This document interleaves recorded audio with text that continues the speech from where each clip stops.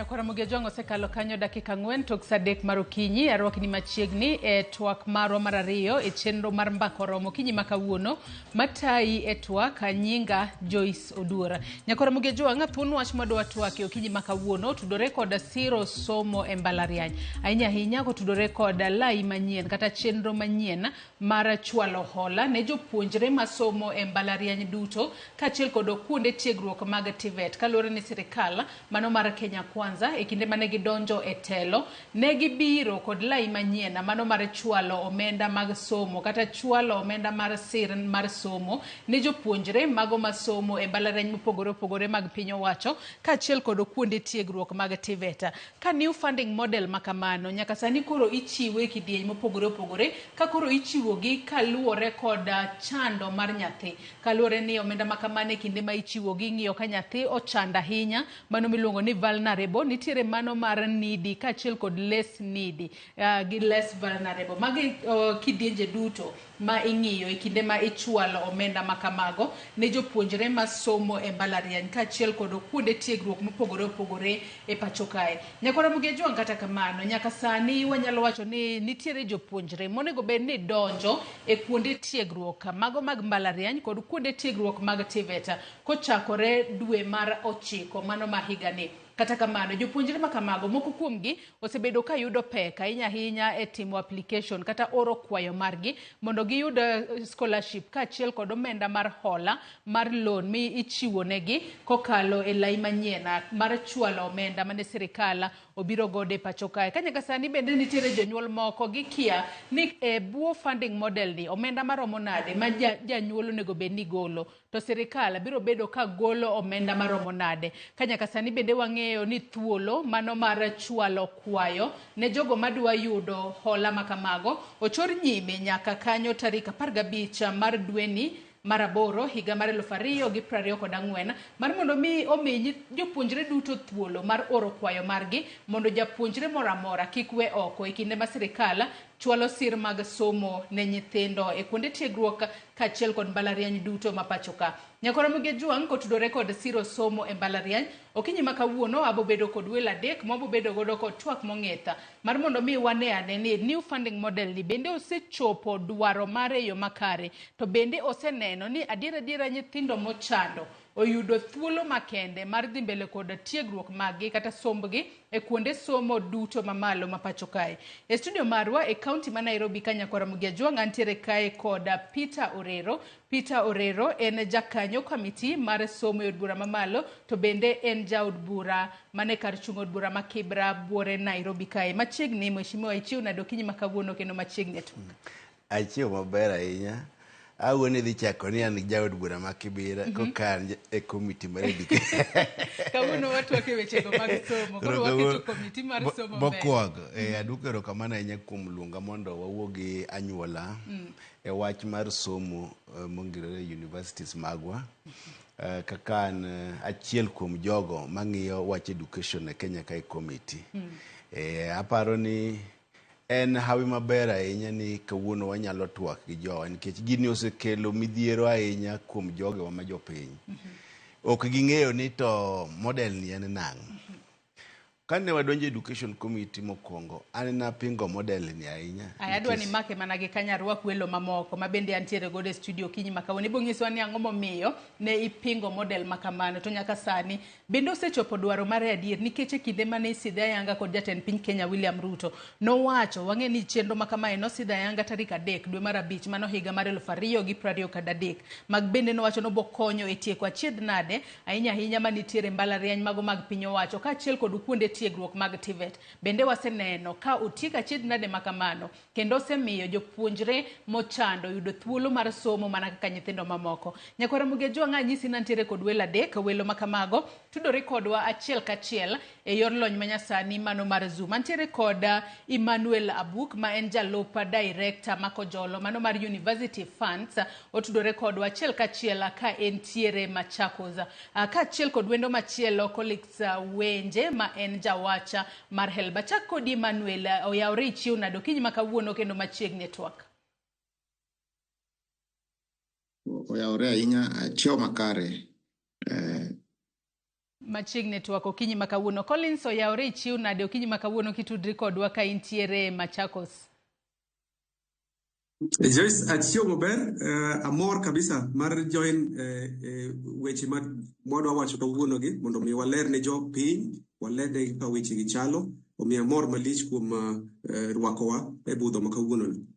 Aya nyakora Mugia Jong, mana kaka iseneno mago e welo adek mantiere godo okinyi makawuono. In bende kamoro amora ma itudri kodwa, penjo paro moro amora minyalo bedo godo, ahinya kotudore kod wach lai manyien kata new funding model mar chwalo sir mag omenda ne jopuonjre masome kuonde mopogore opogore, inyalo tudri kodwa kokalo e namba mar ote machuok 236000. Mbui maro mar Facebook kaka pile biro yudo wa achiel kachiel Ramogi TV X @Ramogi TV. An bende inyalo tudri koda e Facebook page mara, ibiro yuda Joyce Oduor. Mbui mara mar X ibiro yuda @JoyceOduor_. Nyaka sani kwa nyalo mana ng'iyo moko kuom graphics ma ka watemo nono moko kuom thuolo mane ochwal ne jopuonjre monego bed ni gidonjo godo kata kwan mag jopuonjre ma onego bed ni riwore kod kuonde tiegruok obed mago mag university kata mago mag TVET e pacho kae. Nyaka sani wang'eyo ni thuolo ma KUPS ne ochiwo en 1,153,275 mago thuolo mane KUPS ochiwo mago ne jopuonjre manyalo donjo e kuonde tiegruok mopogore opogore. Wantiere kod kwan jopuonjre mane kata moseoro kwayo mar mondo mi oyuda obed scholarship kata HELB gin 79,338 ka jopuonjre ma pok ochwalo kwayo maggi nyaka sani koro gin 74,237 mago jopuonjre ma odonga ma pok ochwalo kwayo maggi. To kotudore kod mano mane momiyo nyaka sani koro wang'eyo no chwal nyime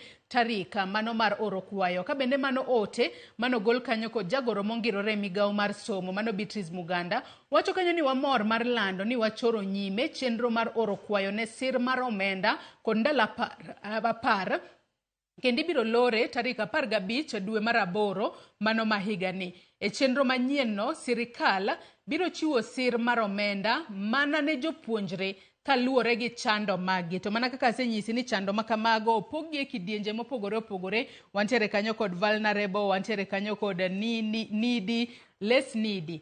Aya, kochakore tarik 19 dwe mar 8 higa ni, mano mar 2024, jonyuol ibiro kon omenda mar fee madwarore mar siro somb jopuonjre e kos mopogore opogore. Wang'e ni mage moko kuom achiedh nade ma jonyuol nitiere godo gi sani. Jonyuol pod okia ni gibro bedo ka gichulo omenda maromo nade, ahinya to kaluwore kod kos ma japuonjre oyiene mar timo e kuonde tiegruok mopogore opogore.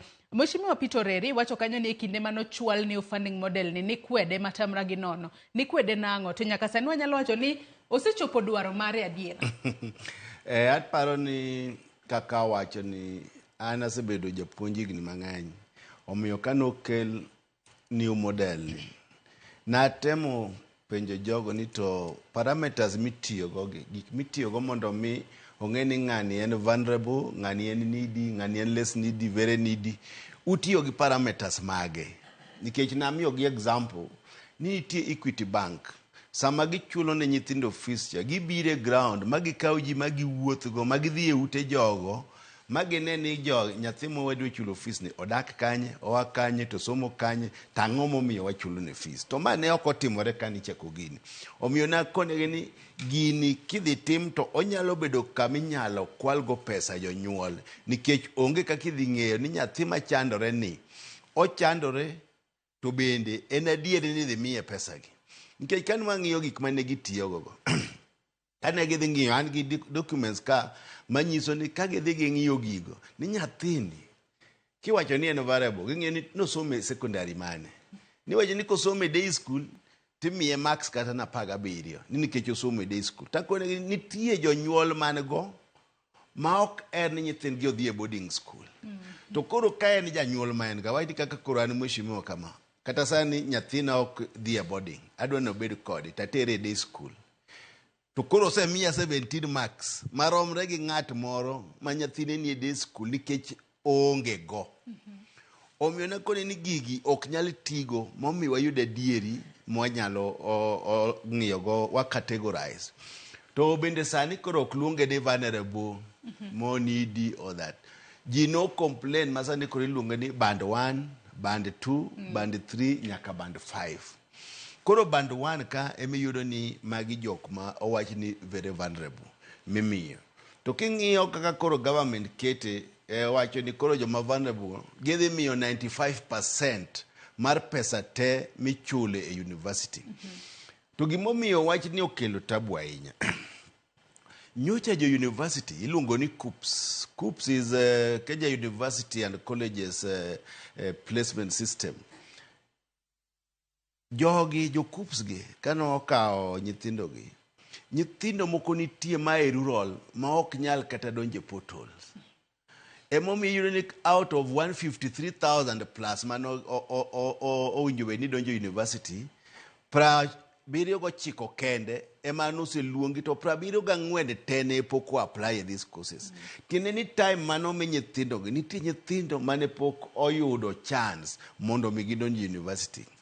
Nwaluongo PS mar higher education kaka committee mar education mwakone ni nyaka o withdraw letters mano sendiko ne jonyuol nikech wan kaka wabunge jonyuol no siko biro no ne an koro nyathina ok nyadhi university nikech nyathi oyudo A oluonge medicine to ndikne ni medicine modwa timoni course ni idhi chulo 612. Ka janyuol niyo ni to moko gore mana piny, moko bedo gi ulcers, moko bedo gi pressure. Ne waluongo ministry mwakone ni ma ok nyal timore, gima nyaka gitim ne gi recall letters mano luongo go nyithindo gi. Nyaka no winjo giduognwa duoko nyoro tarik 5. To nyoro kanwa rome committee ne pok giduogonwa duoko to ne gimiyo wa barua ne gi extend nyaka tarik 15. Kendo waluongo gi kiny mondo gibi ginyiswa fees mar course ka course ma nyathi dwa dhi timo. To kendo fees go gibiro nyiso ni to nyathi ka nyathi dhi chulo pesa die course no. Mane momiyo wawacho ni system ni pok obedo maber. To wan kaka jo education committee every time watemo mondo wang'e ni system ni nyaka obedo full proof. Maka poni biro gik kama ok obedo full proof to wabiro advise government ni system ni ok nyal tiyo.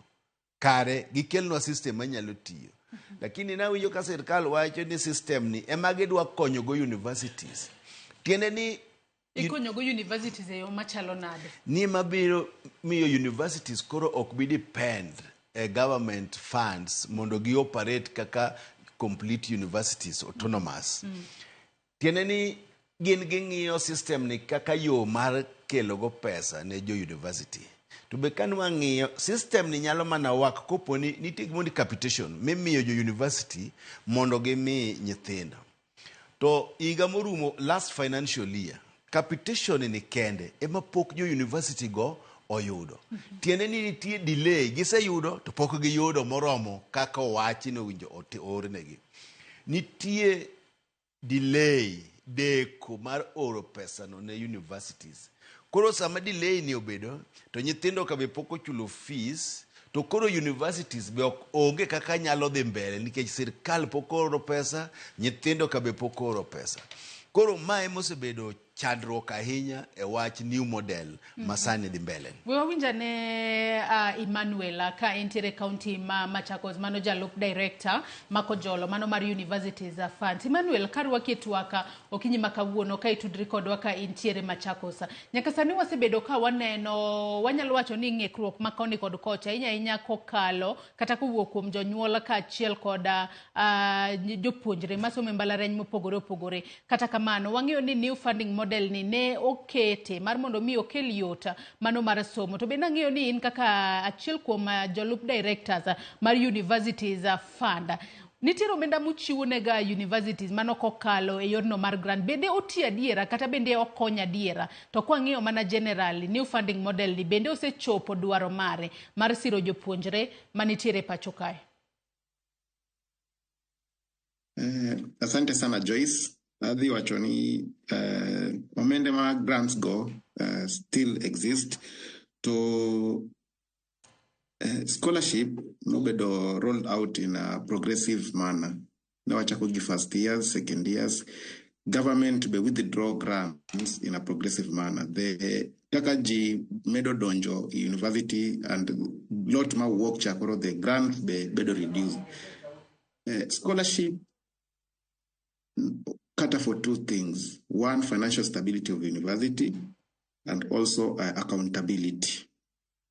Again, government no be a new funding model, and the new funding model will take care of accountability apart from other things. Unlike grants, ma accountability no as per previous funding. Grants no omendane yudore gimadhi wacho ni there's been delays, that is true, but scholarship brought will cure it. Scholarship and loan. Remember, new funding model ni biro in two ways. One gives scholarship in three ways. One gives scholarship, loan, student tuition loan, the household contribution. So in that manner, Ubroidoka University will receive full tuition fee from the students. Unlike grants, government no single ni bro chiwo 80% of the program cost, but the highest government no se chiwo since was 67%. So through scholarship ni wanenoka government will make changes in education sector. Remember, tuition fee determines quality. To usewinjo kaji wacho mang'eny ni university student mag university gin half baked. Watch half baked no emodwa nego. Wadwa ni nyithi university kagi woko kogi wokagi chanore gi ng'eyo gik magitimo ground to, and they'll be good for any market. Ogibi bedo limited for Kenya kende to mano en Joyce. Atokapo dantiere kuomi Emmanuel kalure kod new funding model wangeni universities fund nyaka sani koro ochiwo scholarship ne nyithindo ka nyaka sani wangeni ochiwo scholarship mane kinda tamalo 30 kata atamalo 70 mano kotudore kod wanyalo wacho ni kiwango mar chando mano mar nyathi kopogore kod mane wacho ni omenda modongno ema koro anyuola mar familia no chulo to bende kwang'iyo weche giduto bedo sebedo kotimore yo makare kaloni ni mae pek makoro jonyuol kale janyuol kia ni seche moko nyathi ni bobed kimiyo 30% kose 70% to anto modongno en adi monego be nachule. Emmanuel kapodantiere asante sana Joyce. Kwang'iyo gigi opoge in bands Koro band 1 government biro chiwo 70% scholarship, 25% student loan, tuition loan, to nyathi biro yudo 60,000 as upkeep. Household mano anyuola biro golo 5% of total fee. Total fee mano total program cost. Koro kwa chake gi wawande ni nyathi timo Bachelor of Art ma school fees ne 112,000. That is government biro mie 85,000 as scholarship. From that, Obro receives 30,000 as tuition loan. To family, Biro chiwo 6,000. In the same band, quite cow medicine fee ne cow fee mad the highest program from Kenyatta University. My fee is 612,000. Government Biro chiwo 428 as scholarship. To government Biro chiwo 153 as tuition loan. Family contribution, Bureau contribute 30,000. Tiendeni in the all programs go, the highest amount band 1 Bureau chiwo is 30,000. No student at any point at band 1 Bureau chulo more than 30,000. To neo wacho ni if a child is more cannot afford anything, 30,000 ni or receive elfu brauchiel kaka upkeep mano pesa momie mondo gine no survive go school. Ka weche tek odhi golo onya golo kata 30,000 and 60,000 cha o just go wiye pesa modong ma household neno oknya chulo. Kwa ng'iyo band 5 the same scenario band 5 mano less needy. Yes, mano less needy. Watch my less need no kwatigo gi bands Koro band 5 total fee mar medicine is 612. government mano 30% biro chulo ne 30% as scholarship, to biro receive 30% as tuition loan, to biro household biro chulo ne 40% kaka fee makoro dala ogolo. To kuom mano kwa ng'iyo Bachelor of Art ma fee ne is 122, 30% is 36,000. Obro yudo 36,000 from Serekal Oma scholarship. To obro yudo 36,000 be Serekal Oma tuition loan.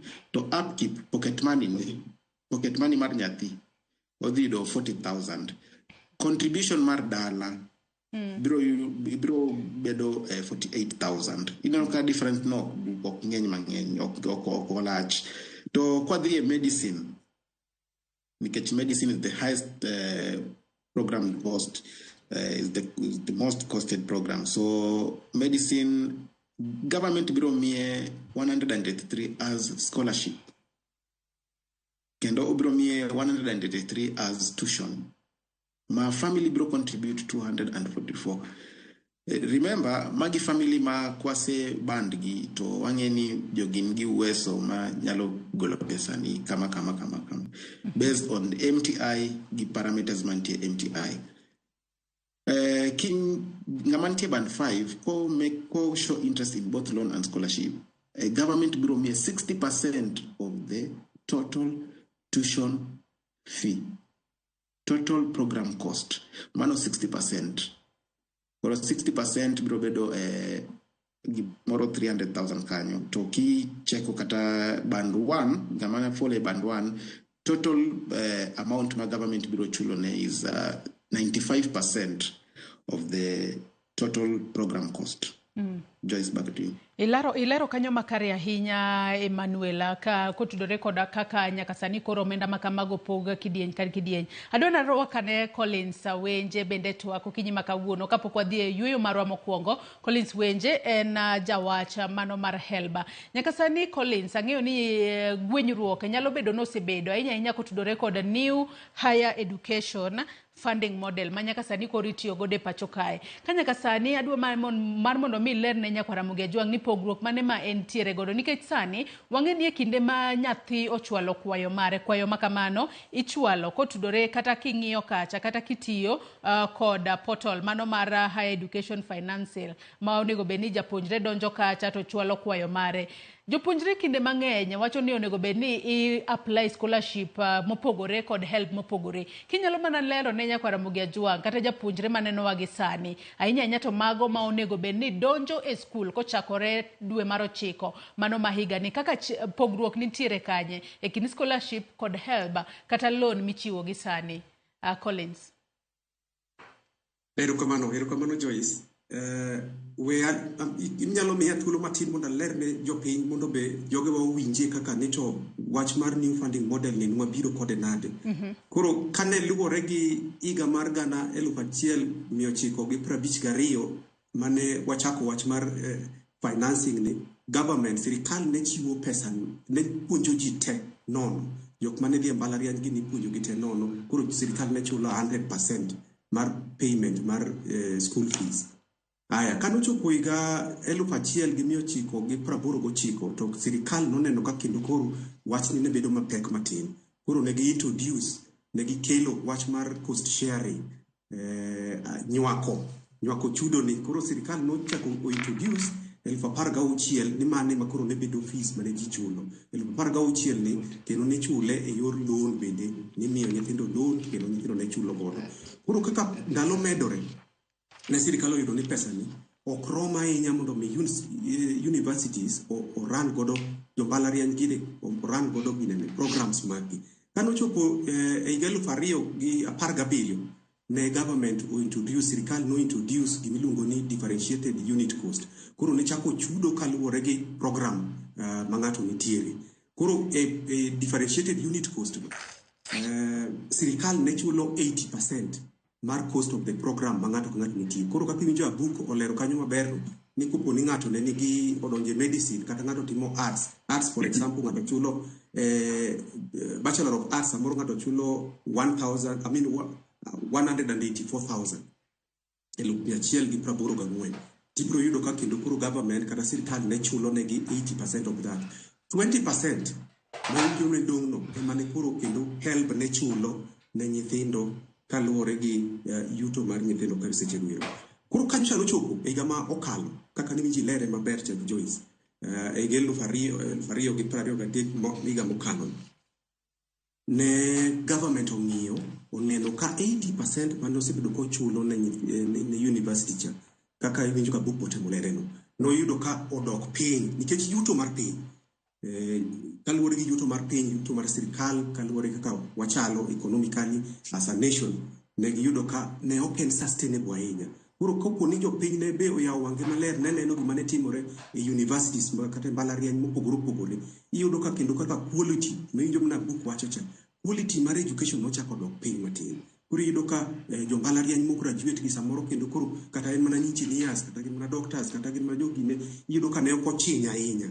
Kata obedo ni ne ok rachruok lakini ne ok ochiny ahinya. Koro government, sirkal nowacho ni yawo onego bed ni wa enhance quality mar education mondo quality mar education obed maber.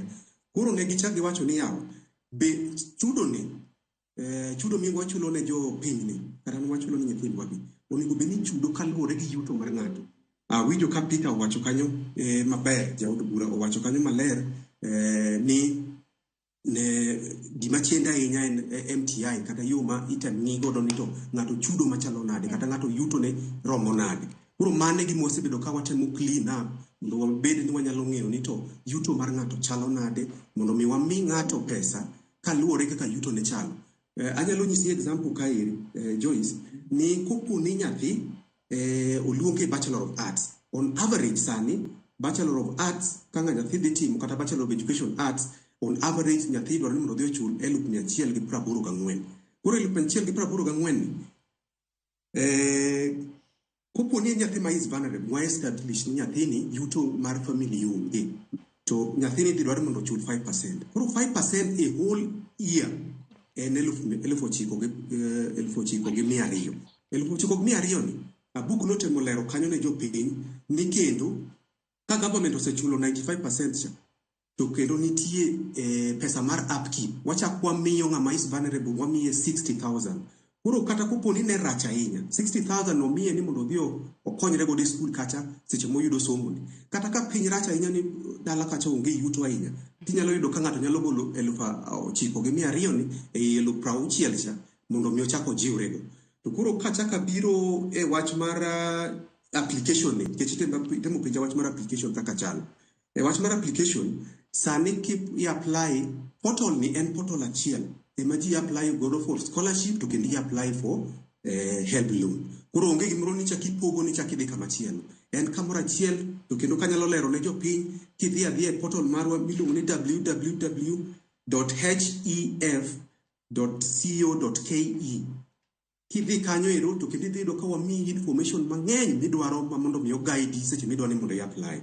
To kendo wachako wacho ni kopo ni ng'ato moko kanyo matin to wacho ni wan gi joge wakayo Huduma Center ka, inyalo dhi e Huduma Center moro amora wa liars maber gi jok ma jo cyber go, to kendo kama onge desk jo cyber go nitie, to kama wane gi desk idhi ir ng'atwa kanyo to konyi. To kopogore gi jogo to kendo inyalo oronwa email kata inyalo gonwa sime to waneno mana kaka wakonyi. To be waketo user guide kanyo ero ma kata kopo ni moko matin to kendo ichako ng'iyo e user guide no portal kama okete kanyo ero tichako ing'iyo to kendo guide maber mitiek application. Koro mane gima anyalo temo jiwo, lakini gima duong' ahinya en ni sirkal ong'iyo mowacho ni yawo ber ka wa enhance quality of education mondo mi nyithindwa kawuok to ginyalo donjo kamoro amora. To be puonjo mine ni puonje mbalariany kata mana TVET ma gintie, the main objective mar sirkal en ni mondo gi enhance giyaw wi nyithindwa kata wan wuon giyaw wi mondo mi kiwuok kanyo tinyalo create job opportunity, kiwuok kanyo to kendo inyalo chako biashara ni moro ma bende nyalo kelo konyruok. Koro inyalo sort out problems mag piny.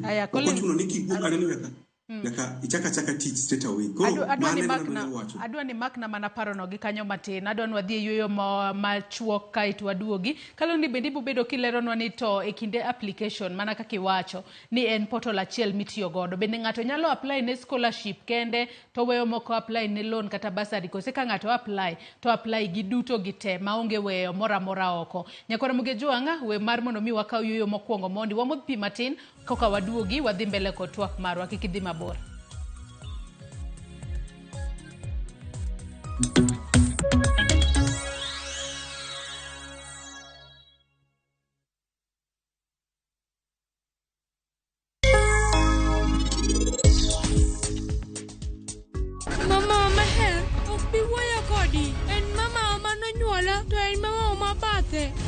Inikete kanyo. Donga se wacho ni anakia gimoro. To kara ene ngoma uno manyo. Anna keto flash no manaka. To ano kanene sani. Ni manaka flash no. An gadier ni samoro inilal. Dawe mama. Anarango namba no maber ahinya. En mar Yuvraj Company. Anakia ng'at manyalo nego Sarabjit gi lori manie kampuni wa achiel ni.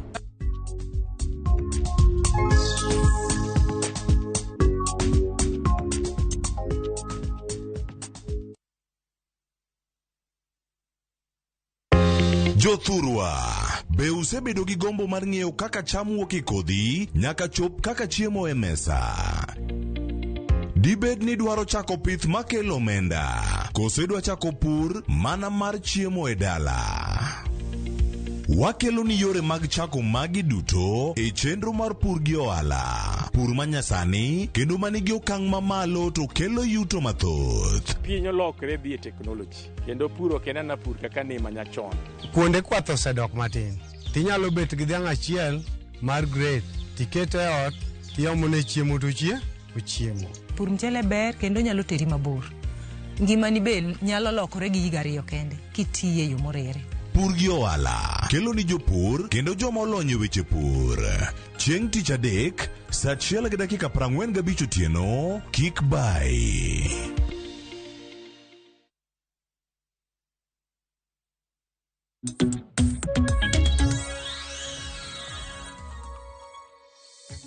Machiegni kendo Nyakaramogi Ajwang'a nyisi ni wakaw mana yoyo madundo kende kaito waduogo wadhi mbele kod twak marwa kutudore kod Siro Somba Mbalariany. Kapodi kitudri kodwa gi sani antiere kod wela dek e studio marwa e kaunti ma Nairobi ka, antiere kod jaod bura Makibra mabende en jakanyo mar kamiti mar weche mag somo yod bura mamalo mano mheshimiwa Peter Orero kaachiel kod Collins Wenje jawacha mano mar HELB kaachiel kod Emmanuel Abuka ma en jalup director makojolo mar University Funds e pacho kae. Nyakaramogi Ajwang'a watu wako tudore kod omenda mano new funding model mosebedo ka siro somo ahinya to ne jopuonjre mano timo penj margi mar KCSE mane higa mar 2022. Kalore ni new funding model ni ne chako tiyo mano jogo masomo kalenda mar somo mar higa mar 2023-2024 kadhi mbele. Mane kama jatend piny Kenya William Ruto ne obiro kod funding model manyien makoro itiyo godo e pacho kae. Mheshimiwa ng'eni wadong kod thuolo matin kende kodi kaito waweyi kata wagonyi thuolo mar mondo mi dhi e chenro magi mamoko. Kata kamano nyaka sani koro wang'eyo ni e kinde mane new funding model ni obiro jonyuol osebedo ka nitiere kod to kagiwacho ni ang'o momiyo sani wanyalo wacho ni omenda mar somo gineno ni bet nitiere malo ahinya nikech adira kwa ng'iyo kinde manokalo chien janyuol ne nyiso nyathine ni som matek kisekalo KCSE to you direct entry idonje mbalariany kacha kalore ni komi kata HELB no be nitiere kaka omenda mar somo bende nitiere omenda moro mane dhi ni direct mano kowuok e serikal ka dhi ni e school kacha to koro ne duogo piny kiwango mar somo. Kata kamano sani kwa ng'iyo new funding model ne ochalo ka gima okelo ne jonyuol wich bar moro. Ang'o matimore? Apane mane momiyo ne wabiro ka mondo waler ne jonyuol gima timore. Kaka na wacho ni ne waluongo PS mar higher education. Mwakone ni jonyuol negi to ahinya kuom somo e mbalariany. Makata nyithindo moko manokalo moseyudo A dwa mana no dhi e technical colleges nikech negi wacho ni pesa no ng'eny ma ok nyal dhi. Ne gioro fee structures ne jonyuol kaka medicine ne gioro ni 612 kaka wacho cha. Omiyo jonyuol ne ok nyal chulo fees. Lakini sani gimotimore ni giwacho ni gidhi chulo ne jok ma band mokwongo ma vulnerable ka 95%. Kato mar ariyo gidhi chulo ne gi 90%, mar adek 80, mar ang'wen 70, kato gi 60 kanyo. Koro gima aneno ka PS otimo maber kawuono ni gidhi chiwo fee structure ne parents ma nyathi matimo medicine iga mangima koro odhi chulo mane 30,000 kende. To kochulo 30,000 to kendo idhi miye pesa moro monyalo konyorego maromo 60,000. Mano kaka nitimo chon cha. Omiyo koro waparo ni chenro ni kopo ni gidhi gitimo chenro ni kaka giwacho, nikech kiny bende wachak waluongo PS mar education mondo kelnwa fee structure mar department ka course mitimo. Ka en education wadwa neno ni to en pesa di. Ka en arts kata ka en 122,000 wadwa neno ni en 122,000. To kaka giwacho ni jonyuol bro chulo mana higa achiel gichulo kata 4,000 kata 10,000. Mane fee structure mwadwa ni jonyuol mondo odhi one. Omiyo e puonj ka kata university wadwa neno fee structure kaka schools iwacho ni 53,000. Wadwa neno ni mane moterne jonyuol. Koro university ka be koluong nyathi mawacho dhi timo engineering over 513,000. Wadwa ni onyise ni e higa mangima odhi chulo 20,000 nikech wan gi jo arts osekonwa ka ni 122 ok dhi chulo molo 10,000 higa. Koro magi mwadwa ni higher education KUPS gibedi ma barua mora mindiko ne jonyuol kik ndikie ni medicine dhi chul gi siling 612. Mano ok wadwa neno nikech mano discourage jonyuol, miyo jonyuol moko ok ter nyithindgi e university. Lakini gima dwa lero ahinya ni ne wawinjore ni first years te odhi adhi e school nikech sani gidwa gwarambe ni onge pesa ma gidonjogo. Tadwa nyiso jothurwa ni wasewinjore gi ministry gi universities te ni onge first year mora midhi riembi kapok gi sort out model magiwachoni. Omiyo wakwa nyithindwa te mano oyudo admission e university ni kik moro dong ni onge pesa nikech oyienegi ni gidhi donjo ka jogi sort out. Mar ariyo, akwa nyithindwa te manyocha pok apply e university omigi extension nyaka tarik 15. Gin ji 74,000. Wakwayo ni nyithindwa te mondo odhi o apply. Mang'ama ok nyal apply to gidhi kata university nitie joma konyogi mondo gi apply mondo giyud somo kaka ne diere machon. Mar adek, nitie nyithindo malo 30,000 kuom 72 gi lo 30,000 maonge ID cards nikech ne gitieko school chon ka gin jegni 17. To system ma Kenya ka be gise apply for ID to kosetieko kata higa kapok omigi. Ne wawinjore gi CEO mar KUPS gi mar CEO ni mondo nyithindogi otigi index number margi. Index number gi dhi bedo validated makoro dhi tiyo kaka ID card mondo gi join go university. Koro wadwa kone parents ni kik gibed gi wasi nikech wasekone jogi ni nitie joma somo chon. To ok wanyal tamo ng'ato ni kik som chon nikech en gombuongo maber.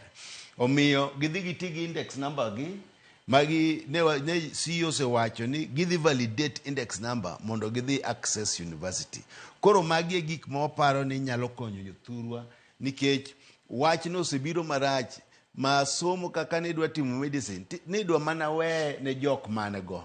To jok maonge go ma jochan ma wuoko kaka koro constituency mara ne ok nyal dhi timo wach mar medicine. To wadhi keto ne government tesre manyaka gior nwa school college fee structure ma jonyuol biro neno go ni ma kare nyathina nyalo dhi e mbalariany kaka chon. To mana kaka iwacho ni sani koro opogi e bands mopogore ni wacho wechego no golo wechego mag vulnerable, extremely needy kod less needy. Nyaka sani koro kapok awi thuolo mheshimiwa nyaka sani ng'ato penjo ka ni vulnerable muwacho go nyaka sani estimate ge yo machalo nade nikech wacho ka ni I know most vulnerable case to ne ok okete e joma nyalo bende useng'ise migao mar somo mar mondo mi olernu gima kare kaka gitiyo kod parameters mar rating ni ng'ani obede band 1 ng'ani band 2 ng'ani band 3 nyaka band 5. Koro anyalo nyiso gi achiel kaka itiyo gi jo vulnerable. Ka ng'ato en gi widow kata widowa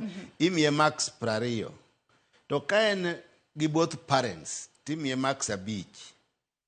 Mano ka ni gi both parents. To ka en a single parent timiye max 6. Koro scores ka in female imiye max 2, ka in male imiye 1. Ting'iyo primary be misome. Kisome public imiye 23. Kisome boarding imiye 10. Mano primary. Kisome private imiye 8.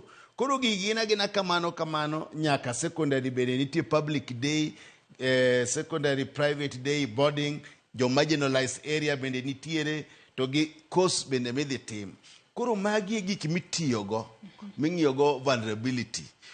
To koro wase question be gigi, nikech samoro kaka wacho nicha. Kaka koro public day, omi max 23. To an kata sani nyathina dhi ka tere public day school. To ok ni ano kanya chulo ne nyathi fees. To adwaro ni nyathina no obede oda, ang'iye kaka osomo pile. Ok adwaro dhi e boarding.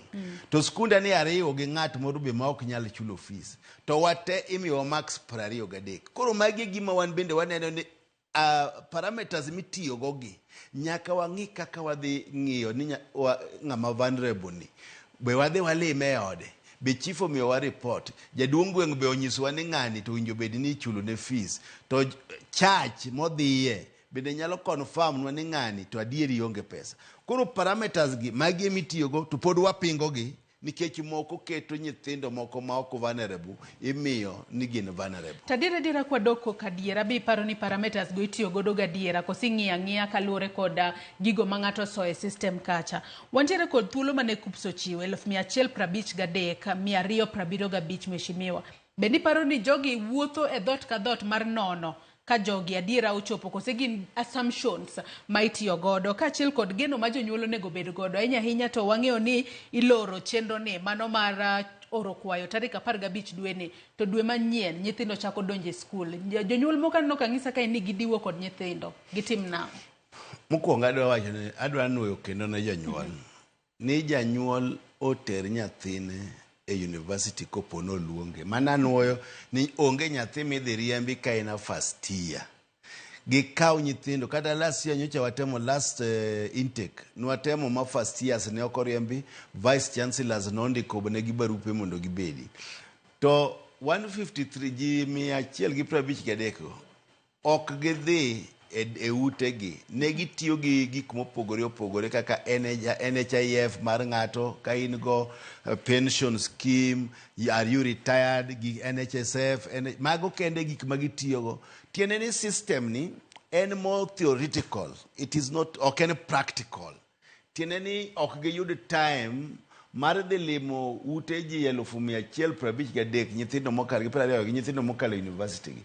To wadwaro ni system ni ochenje mondo omi jogo mong'eyo nyithindo, ing'iyo kamiae gi form kata ni magi jodong gweng' madhi miyo wa report kuom nyathi ma idwa no dhi e university.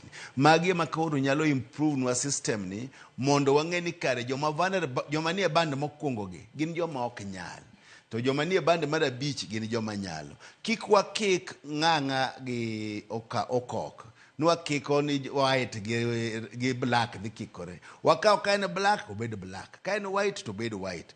Lakini kaka jood bura watemo dhiro ahinya mondo system ni gi improve, mondo jo Kenya oyud system ma ng'at ma jachan bende dhi e school maber, to ng'at ma jamoko no be dhi e school, nikech education ka ema nyathi jachan bedo gi nyathi jamoko. An kana somo e klasa ne an gi wuode ng'ama nomewa ahinya miluongo ni Jenga Karume. Ne en billionaire. Tasomo mana kode e klas achiel. Tiene ni education ka it is an equalizer. Omiyo nyaka wami nyithindwa gima nyalo ketogi ni gisomo gi jok ma bende giparo ni nigo. Wachni mogik mheshimiwa ka wi thuolo koro. Aduoko ni erokamano ahinya mar luonga ka kendo lero ne jopiny kaka owinjo bede ni model ni tiyo. Wadhi timo matek mondo wakony jopiny, nyithindwa osom. To mogik bende ng'e nyaka gone jo Kibra erokamano. Nikech gin emomiyo an ka gionge Kibra, jowa nyocha toi ne mach owang'o ma ji 4 otho. Koro aduoko agonegi rambi jo familia ma jok manotho kendo jogo manowito mwandu gi mang'eny ahinya toi. wageno ni Nyasaye biro konyogi, wasewuoyo kodgi kendo wamedo lamo ne gibed maber. Erokamano ahinya Mheshimiwa Peter Orero, jaod bura ma Kibra kaachiel kod jakanyo komiti mar somo e od bura kuom kawo thuolo mar okinyi ma kawuono. Ang'e ni wabedo kod thuolo machuok, but wago erokamano ahinya mar mondo mi bi watwagi. Kata kamano Nyakwar Ramogi Ajwang' pod adong' kod Collins Wenje kaachiel kod Emmanuel Abuk ma pod wadhi mbele kod twak mar okinyi ma kawuono. Emmanuel, kabiro kor ka kori, nyaka sani wang'e ni omenda makamagi janyuola kata japuonjre nyalo bedo kod penjo ni sani koro eri chiwe kod scholarship kaachiel kod loan. To mana kaka isewacho ni nitiere omenda ma kwatiyo kod ranyisi jogo manitiere band 1 ma imiyo 60,000, mano omenda monego bed ni gikonyore godo. To nitiere omenda madirom 30,000 ma koro household onego bed ni chulo tok ka nyathini osedhi e skul ka koro nitiere rema, mano e omenda ma oyudo. To scholarship ichiwe yo machalo nade kata ichiwe kiwango maromo nade ahinya ahinya to ne jopuonje manitiere bands mopogore opogore. To e kind omenda go ere ma oyange ni japuonje ni kosetieko somo to bro bedo kod duoko, nikech nyaka sani koro ok wawinj weche go mag HELB ahinya, wawinjo mana loan, nikech e kinde mokalo japuonjre ne somo kong'eyo ni omenda mar HELB cha kosekonya tabro bedo ka duoke e kinde ma hapa oseleng'ore atieko skul ba yudo tich. Sani time yo machalo nade Emmanuel? Asante sana Joyce. Adhi chako gi application. Ng'ato nyalo timo application in different ways. Inyalo yiero scholarship kende, inyalo yiero HELB kende, or inyalo yiero both HELB and scholarship. To watiyo gi validators in parameters ma wan go mwatimo waste a student, wan gi validators, names, KRA, everything. Adwa lero wach kaka nawinjo Mheshimiwa wacho ni nyithinde somo same government school gi a vulnerable student and they be scored same. Wacheko nyaka income. Koro kar income kanyo ema pogruok biro ga. Pogruok. Idhido kaka Mheshimiwa samoro earn more than 500,000. Koro kanyo ema wabiro kapego. To income go be wan gi bands income. The most vulnerable is 500,000, below 599,000. To the highest, before the band 5, ngama earn 120,000 and above. Koro ineno kwase keti erapim. What your income biroga the last minute. Kwase way to income koro neutralize. Unyalo score equal gi nyathi mo a vulnerable situation, but income ema biro pogo ukoro. Kumano wamiyo gajibe chances mag appeal ngama feel ni noko bedo scored maber band ma entieno ok ber, wamiyo gagi time mar appealing. To appeal igolo reason ang'o momiyo ifeel ni kumano ketino ok ber. Koro kwadoke wach mi awachono, scholarship is not refundable. Scholarship is given to student or chalo gi capitation, but koro en scholarship nikech the money follows the student. To pesa kimiyo per student koro kinyaluonge ni grants kata capitation, iluonge ga ni scholarship or sponsorship. Koro the best term not your go is scholarship to make it easier.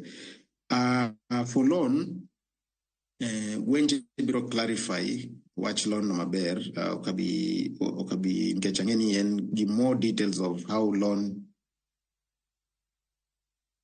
Hello? Manambele, awinji Emmanuel. Koro kanyo wenje biro explain kaka the duration money, but based on the model, duration mad loan repayment is usually 1 year. In case ngato you don't teach, to kapo kido teach wamiyo gap allowance no technique is report irwani you are still jobless, wami extend allowance no until the day mi bro bedo ki say you don't teach koro ingi uweso machulo loan. To loan no biro in two modes kaka na wachecha, tuition gi upkeep. Back to Joyce.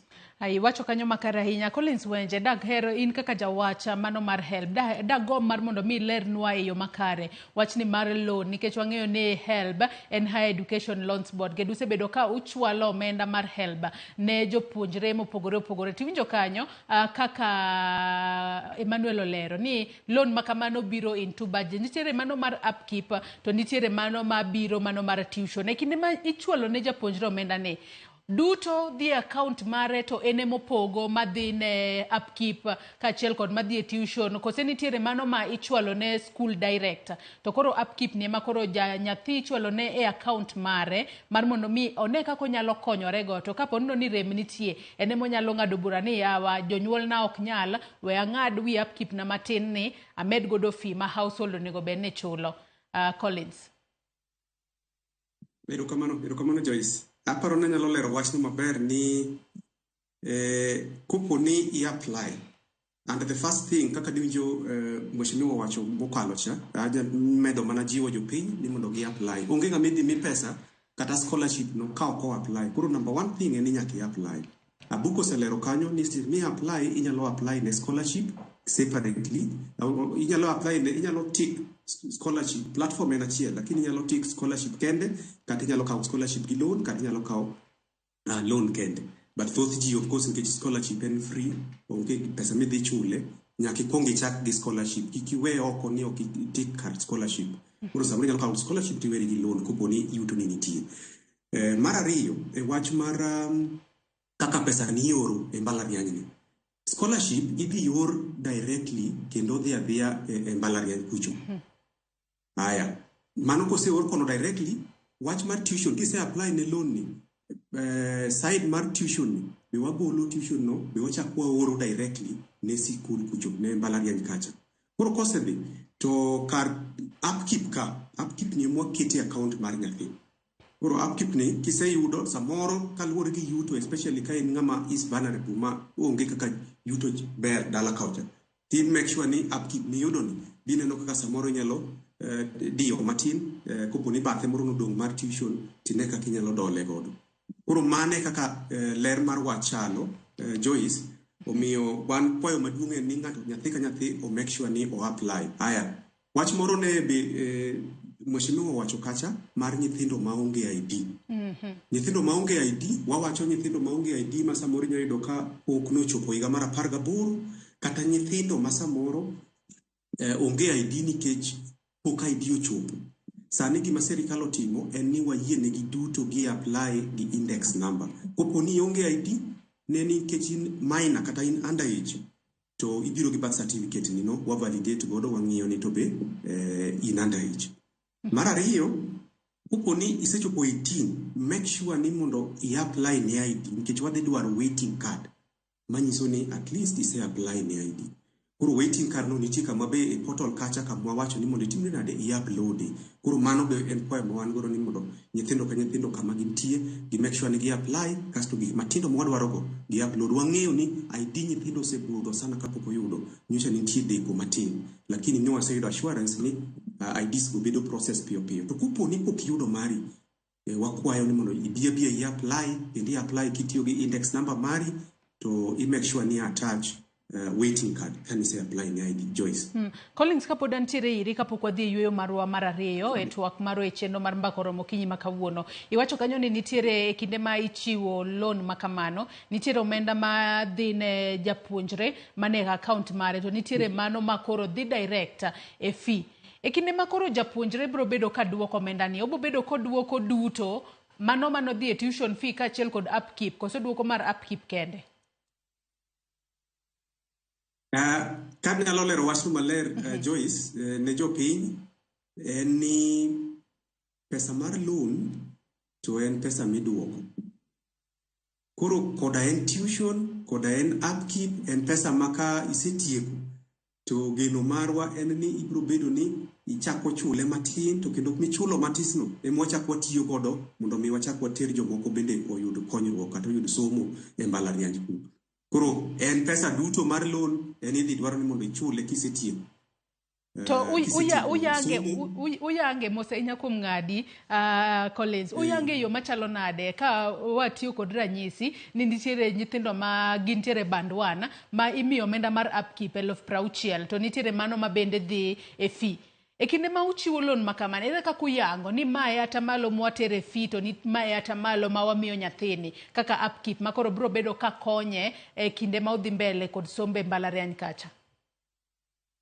King'iyo Joyce, nyithindo mwadhi miyo 60,000 e yor upkeep. Mago e nyithindo ma watiyo gi gima ne mheshimiwa wacho seche ka ne wadhi tiyo gi gima luongo ni MTI.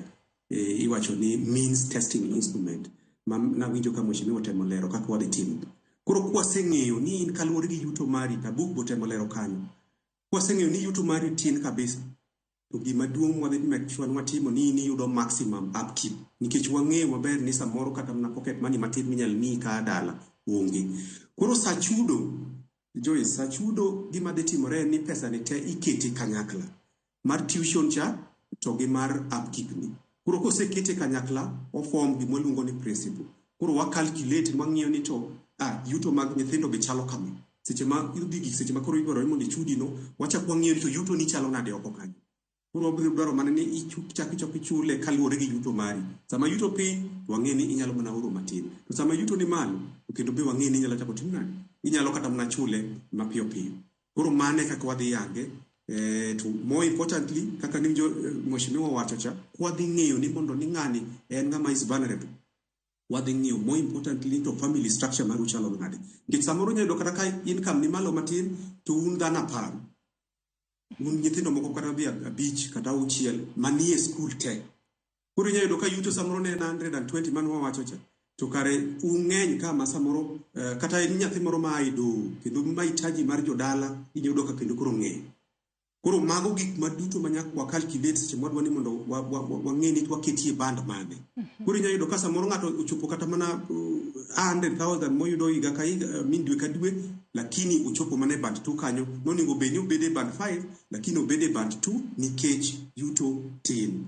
Nikech ung'eny family structure maru ok beraide. Samoro bende in widow kata na in nyathi ma is orphan koro yudo ka mago gik maduto manyak wang'e. Kamano Joyce. Ilero kanyo makare ahinya kendo adwa ni wadhi e yweyo marwa mana machuo kende. Bang' yweyo bende abobedo ka somo moko kuom ote ma Nyakwara Mugia Jwang' chwalonwa e kinde mwadhi mbele kod twak marwa. Kik idhi mabor.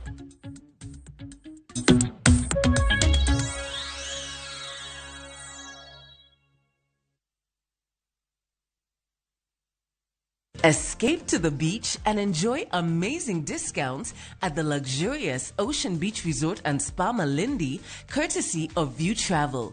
Book with View Travel and enjoy 3 days at Ocean Beach Resort and Spa for only 43,000 Kenya shillings when you take the scenic SGR route or opt for the flight option for only 52,000 Kenya shillings. Whichever you choose, prepare to be pampered. Visit viewtravel.com or call 0703-254-254 to book your dream beach vacation at Ocean Beach Resort now. View Travel. Dream, explore, discover. Atafanya kitu usichoke ndugu yangu, subiri na wewe, huyu Yesu atafanya kitu, ametenda mengi kwangu, hebu subiri na wewe. Ukitaka kupata sikiza tune ya atafanya kitu ya Zabloni Singers, tafadhali bonyeza *860 *286#. Kumbuka sikiza na Citizen ni nyumbani kwa wasanii wote. Ramogi regulation okodhi through gimiluongo ni public participation. Beikori mar donjo matut e weche madongo e Uganda wa. Mibadhi mawuok e NTSA ng'eny seriously. I have to say this. Wanono weche siasa kod weche mamulongi majopiny. Sama gigo nyaka japur. Nikech japur ni obro puro kande ni otere kande. Buch jopiny en kama wamiyo pek paro kachiel kod nonro ma intiere godo. Wan gi chike mabeyo matayo gigi waduto te. Ok diang' wachnya every time ka ng'ato dwaro to waloko chike. Nyinga Trevor Ombija jandingo panga jonyakach dendo nombija taya nyakwer guok kocha pesa. Wanere kendo. Tich adek ka tich adek, saa 3 otieno, mana Ramogi TV.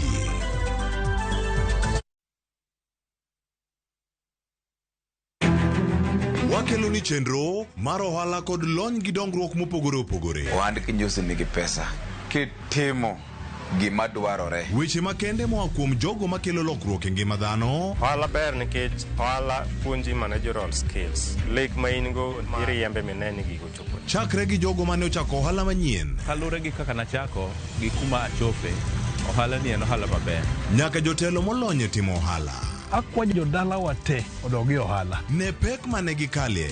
Pod waonge uhuru mar ohala. Loch mane giyudo kod kinda mane gitimo e manyo gik mabeyo beyo. Ka jaohala ok inyal chako project ka ionge gi market. Tudri gi Cleophas Oluoch e ohala gi mwandu. Tich ang'wen ka tich ang'wen chakre saa 1:45 otieno.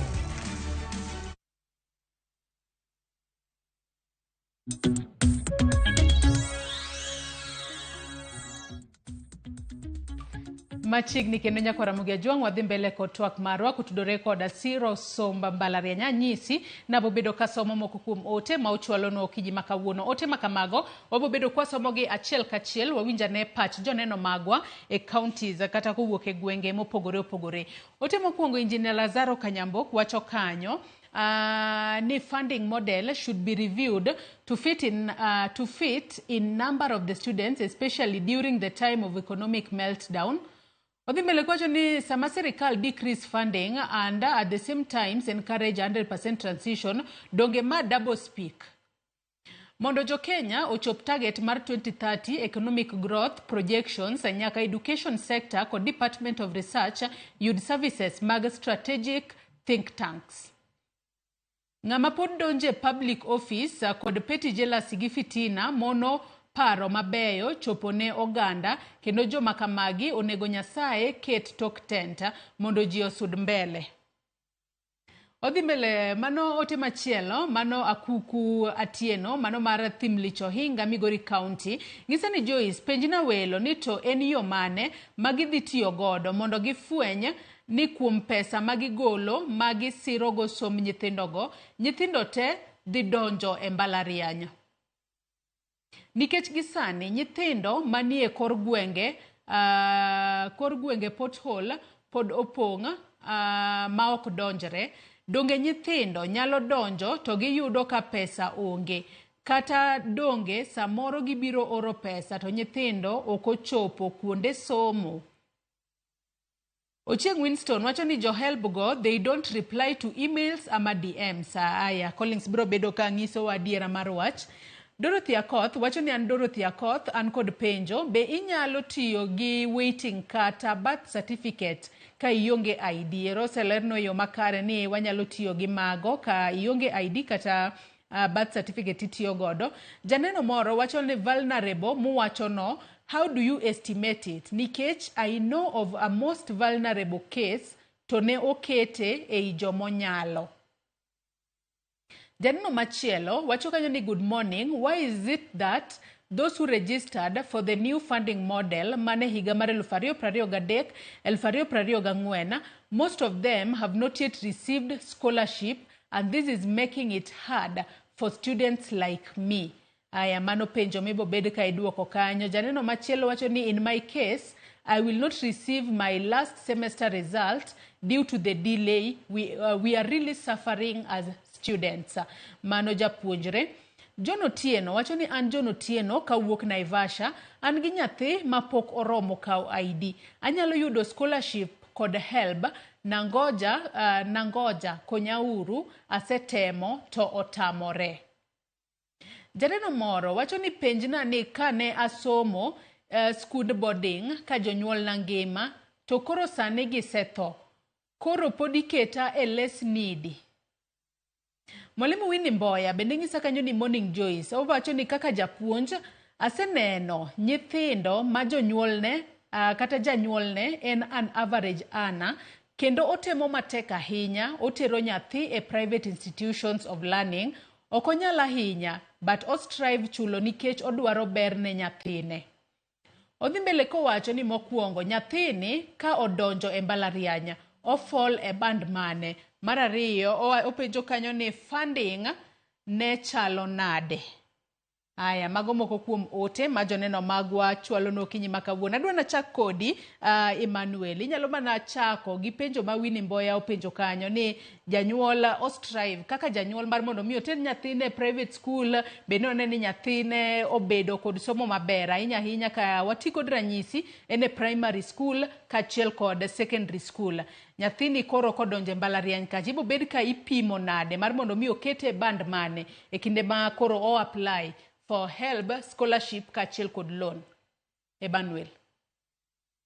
Asante sana Joyce. Kaka na wacho mbeleni kanyo ni watiyo gi different validators. Watiyo gi different parameters to give validators. To parameters gi weigh student according to household expenditure.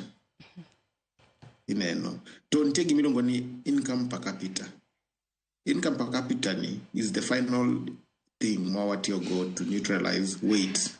Koro kataka janyuoli no struggle terie academy angogi nika to kwa cheko ni dala no janyuol yudo salary ma 70,000 to ni total as a family nyithindo apar kata jia beach wa divide 70 no by jia beach. Koro if fall a band mabedo related gi income ma per capita. Nikech income is everything in education, in sustainable education for student mantie university. Apani be ntie penj mano one of the audience no penjo ni ka no somo e boarding agoni ka to an eventual by unforeseen circumstances notimoreto currently he or she is an orphan. Remember ntie gimilongo ni affirmative action. For any orphan, wamiega affirmative action.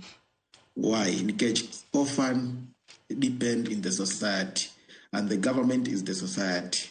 Koro any orphan wamiyogi affirmative action. Tejo ma wamiyogi affirmative action. 1 is an orphan, 2 disabled, 3 is joma I marginalized areas kumakoro somote kangoginika. Mago jokmase list moneno ni jogi need an affirmative action to take care of them. To affirmative action ni bewasko gi differently. Affirmative action ngaman offer no me full government sponsorship. Ineno disabled full government sponsorship. Nkech ngama disabled ngamangi ngama tamga people with disabled no mano ngama need more care so that he can work efficiently or can produce the same, can work the same environment gi ngama normal. Koro mago no miyogi a boost and to miyogi at maximum amount of government scholarship. Ntie ngama no penjo watch ID. You can apply without ID. Gimwa need kende is a index number. ID is not a limitation. Ngama ongegi ID should apply. Mostly most of the applicants, almost 23,000 were minors. So out of the minors we left them to use ID. Kata juma okalo 18 years ago, thought gi ongegi ID. Winjo kaka impicha no se yamono kanyo ni nentie delays in issuing of ID. Joma no onge ID go tebe wamiyogi chance, equal chance to apply for government scholarship and loan. Remember founding me, the main like a motto is no student should be left behind. Tomano ma drive wa kuro ngamonge ga ID ngamangi ID te are allowed to apply. To kaingi ID apply. Gi ID be. Mte 2023-2024 no ko yudo scholarship. Kata gijuak ni nitire deko e chwalo scholarship makamago. Gino makoro miyo gi pek gin kaka jopuonjre. Deco scholarship, Chioma scholarship no is a government issue from Treasury to Manoka Bidonje Mangini. But never saying Njoregi universities as students should take care of the household component only. One kaka serikal the fee from the government, the amount from the government to university, a student should not be chased away from the university based on government sponsorship in scholarship and tuition. Lakini household component, the student should take care of it. Koro jokma you don't need ocheko household to poko scholarship ne poko donjo. Idhi do ni mago jomano timo interfaculty transfer. Wangeny kodgi negitimo interfaculty transfer. Mano okobedo approved by COOPS. That is an illegal transfer. Nikech placement is based on merit. Koro, for you to do a given course, you score a minimum score. Ma gilongo gani cut-off point. Koro kano ki no ki reach cut-off point no. Tidi idonjo university mitimo interfaculty transfer. Iparo ni ibro timo course no in a shortcut way. Kanyo wachungo your sponsorship until you rectify your system to wabro medo mbele chulonifi. Those are the most cases manwa yudo again pokwachiwo scholarship because it is like a student trying to beat the system and benefit merit based to what you merit based placing people in units in subjects. How do we get to know we are variables? Hapa ni mtenga mano penjo watch variability no. Variability is based on how you will be scored. One parameters might be almost 10. So the parameters go te have validators. So validators go a more confirm. Income is one of the parameters and others. Remember, Jomo bedo sponsored be what take care of. Kodan ni someone school more expensive to be sponsored. The more information in you are, if it's correct, the higher chances of you being placed at your best band. Koro kimi wa shodi information, wabro place the same information money miwago. We realized from our previous applications, ni thought nitindo notiogi, they were using the same. It was the same form of answering information. To no dogo fonyo kwatimo underground check wadogo fonyo ni most of them used your cyber. Koro ja cyber bro jasa ko mondimie pesa neno odhikumodhie. O jaso ni wrong information might lead to wrong banding. Most of jama complain bro don't negative your cyber kipenje ni to dala unkanye kaka. Even your location is a score. Koro jasaba bro keta any location ma biro ewie to jaso nikanya which will affect your score. It is a simple process lakini nikeji no trust third party keto false information which will lead to a wrong banding. Back to you, Joyce. Aero kama na inye Emmanuel Collins si winjo kanyo ka moko kuom ote mane joneno magwa chwalo nitire ja ote janeno amoro no chwalo ote ka seyo help nigiwacho ni help thothne ok giduok emails ok giduok kata direct message ma ichwalo negi kata kama ni wacho ni ka ji oyudo ng'ikruok to ginyalo tudre kodu kokale email kata direct message ma ichwalo nu adiera nitire kanye to kwadhi mele kotwak marwa bende jopuonjre ma nitiere TVET gin bende imiyogi scholarship kachiel kod help duto kose gin itimogi e yo machalo nade kose kichiwogi tichiwogi achiwa te. Collins. Erokamano Joyce. Kachako gi jawinjo ni motemo wacho ni oro messages samoro waduoke wangsa. Kaluwore gi seche ma ji ore messages kaka kora wacho ni seche mane watimo application ni. Iyudo ka ji mang'eny oro messages samoro dichiel kata gi oro email samoro dichiel kata ji teme ng'ato samoro dwaro mondo oyud kony e yor clarification moro koro iyudo ka otemo goyo sime. Koro iyudo ka the traffic mantie malo ahinya. Koro samoro wadeko matin kuom responding to DM kata email ma ji oro. To kopo ni ng'ato temo moko ma ok oyudo duoko e wangsa to wakwayo ni kopo ni machiegni gi Huduma Center to be inyalo wuok ni chopo e Huduma Center kanyo kata inyalo chopo karwa mar Huduma Center mondo wane kaka wanyalo konyi e yo mapiyo piyo, especially e yo mar application, nikech application ni ber ka watimo chon. Kwa otieko mano, ang'eni chako timo pinja wach moro mar TVET. Kabe jo TVET gi, kata jo madhi e colleges mamoko gi, be wamiyo pesa. Jo TVET gi be wamiyo pesa, kendo wamiyo gi scholarship, kaso kendo wachako miyo gi loan. Nwa winjo kane wawacho mar university cha, gin bende, nyithindo ma vulnerable, wamiyo 92.5% of government financing. Koro sirikal chulo negi 92.5% mar pesa magitimo nade magidwaro. Mano kendo kwa sechulo mano to wachako wachulo ni kendo upkeep be wachako wamiyogi. Lakini ka band mar ariyo wachulo 88%, band mar adek 82%, band mar ang'wen 78%, to band mogik mar abich en 73%. To kaluwore gi upkeep, gin upkeep margi kendo okete standard. Wamiyo gi miya upkeep mar 18,000 gi 100 gi duto ng'ato ka ng'ato. Koro yudo ka band 1 moro mar jo vulnerable ni kwa sechiwo scholarship wachiwo mar 70% of that total amount. To loan wachiwo mar 22.5%. Koro yudo ka household pesa mwadwaro ir jonyuol kata mar family en mana 7.5%. To mano kendo is spread across. Kidhi kar band 2 be wachiwo loan mar 28%, scholarship mar 60%, loan wachiwo mar 28%, to gi household contribution omenda mare en 12%. Band 3 scholarship 50, loan 32, household 18. Scholarship mar band 4 en 40%, to loan en 38%, household 22. To band mogik Joyce ni scholarship wachiwo 30%, loan 43, household 27%. To upkeep okata cross. Koro yudo ka upkeep wachulo negi 18,600. To gin kendo koro wach machielo monego bed ni wang'eyo ni fee margi ok ni malo ahinya. En fee margi opogore gi minjo kwasebedo kwang'iyo mar mbalariany ni. Koro mane kaka chal.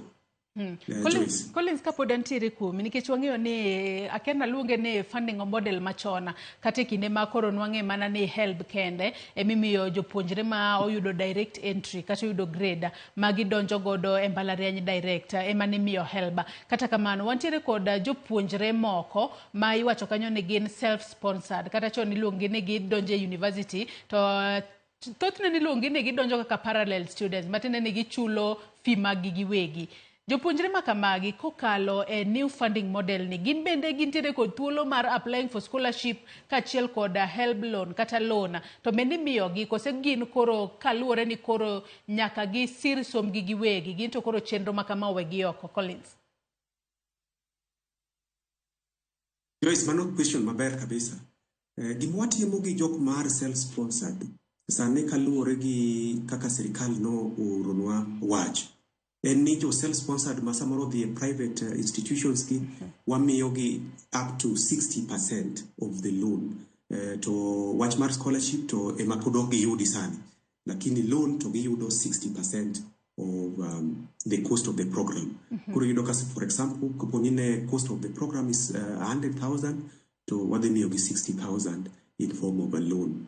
Kuro ngichagi manyo mana 40,000 kata 40% of the cost. Now, kaluwore gi your application margi chal portal en mana chielcha. Kuro gipe gidonja kanyo to kendo gi apply ka gise apply to en mani kuro kargi en mani en kar self sponsored. Magitik to waneno kaka wamiyo gi konyruok. To wach machielo bende Joyce mana dwaro lero negi yor kaka yiero kama gidhieni. Samoro waseyudo ne nyithindo moko nikech samoro ne ok oyudo course mano dwaro ahinya cha e public. En mana nyathi mo qualify mondo bende dhi e public university kata public mbalariany ma public mar sirkal. Tiyudo ka kane odhi yiero sama KUCCPS oketo ne kar yiero cha mondo bende gi yiero kama odhi cha. To gin gidhi gi yiero private samoro nikech course mano dwaro chako yudo. Koro kar mondo mi ong'iya ne to machielo mane monyalo donjo godo maber, especially kuom nyithindwa ma samoro yudo ka ia e family ma is vulnerable ma konyruok tin, menda tin. Koro kidhi kar KUCCPS cha, to mabe wawacho ne jonyuol, kupo ni sama giyiero courses cha, tidhi kar KUCCPS tiyudo ka university, course man nyathi dwaro cha ok oyudo. Temane machielo ma unyalo donjo godo mondo mi odhi e public. Nikech samoro cost moro mar self-sponsored ni malo. Kwa wacho ni mondo idhi many 40%, to kendo iyudo ka bedo negi matek malich. Koro information onego bed ni chopo ne jogewa mondo seche mwayiero post wayier maber, seche mwayiero university we make sure ni yiero kama ok rach ahinya nikech yor either private kata public. Koro ka ber tikuongo ichako gi public. Mane kaka anyalo lero wach no Joyce. Ilero kanyo makare ahinya. Emmanuel, kaduoke twak okinyi makawuono kapod wadhi mbele nikech wang'eyo ni kopogore koda jopuonjre ma koro chwalo kwayo margi mar mondo mi giyud scholarship kaachiel kod help kata loan e telo mokwongo, wantiere kod jopuonjre moko manyalo wacho ni gin continuing students ma koro gin gi apply subsequent loans. E kinde ma gitimo application makamae, ka gi apply loan makamano, scholarship bende gi apply kendo kose scholarship cha japuonjre apply mana mokwongo e kinde modonjo e hike mokwongo, kose higa ka higa kodhi e hike mokwongo, kene hike mokwongo, hike mar ariyo, hike mar adek, hike mar ang'wen, moko dhi abich nyaka auchiel, nyaka osiko apply gi duto scholarship kaachiel koda loan. Kose scholarship no i apply mana dichiel kende mar mondo mi nyaka Ramogi Ajwang' obed kod ng'eyo matut. Asante sana Joyce. A new funding model ni na wabiro gi accountability measures. Again, kaka na wachako cha nawacho ni apart from quality, one be wadwa accountability. So each year, a student nyaka show interest.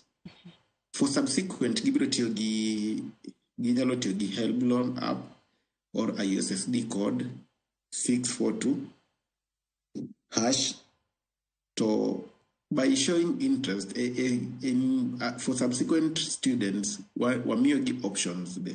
Inyalo choose scholarship only, help only, or scholarship and loan both together.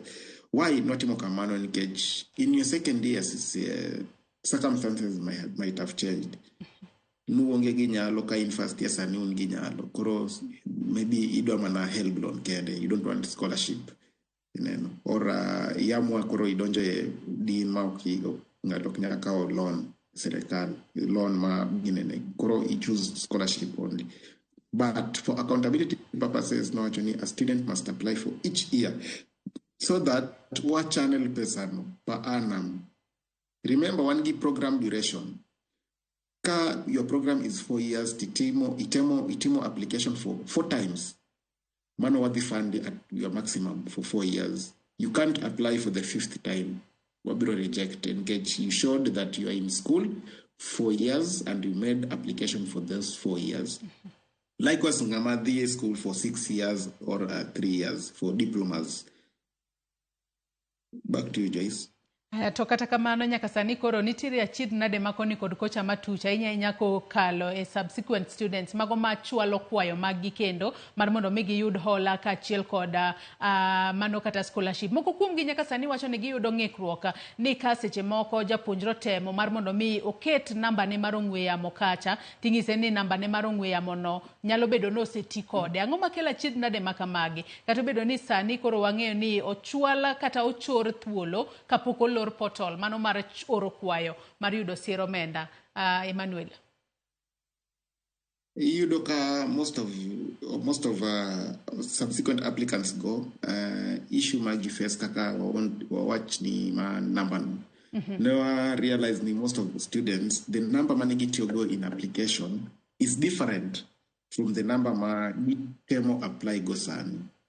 And remember the application your phone number, the phone number you're using while applying is what will come to our portal. Your phone number, money register go at first. Unless you change the system, you change your phone number and change the system. Kanye makoro koribrodo thought students ma yudo shida go no change your number to no change the system. Koro gibedo blocked. Ngato bedo block to koro timo nango kaseche moko ngato bedo block to timo nango nikech jopuonjre wanyalo to ni comrades rito sir makamano kata kapok gidok e school mar mondo me giyud pesa maginyalo konyore go de school. One different ways of solving issues of me gibedo blocked but gibedo they are being barred from processing watch security issues the fraud. Koro watch fraud ango ginika nyakwa ket security measures ma nyalo prevent one to face fraud. Koro joma face such issues one can visit Huduma Center, can contact us directly from our social media, our website. To our websites go, one give phone calls. Remember, in almost all Huduma centers, one give representative who will sort the issue on their desk. Koro, most of them, they are blocked. They tried to enter with the wrong numbers. So, Samagido barrier no. The Kagira is issue no. When we are trying to solve it, we realize the number manobedo placed a system is totally different from what the person applying is trying to apply using the SSD help number. So once we update the details in the system, we update on their behalf to application bigger smooth.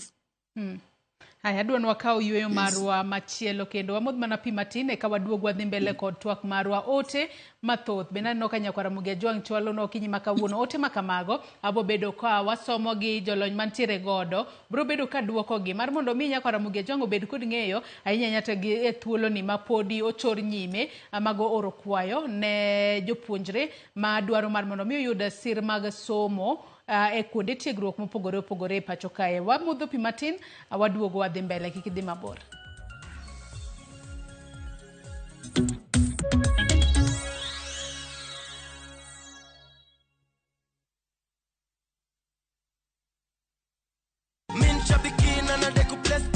I resigned from work about 2 years ago, so I'm running a shop, doing different items, the cereals. Once I deposit to my account, take 10% to Subukia Shrine. From there, now I'm going to boost my business. Possibly after 3-4 months, you come and visit me in Machakos, you'll see some difference. Bonuses nazo ni no.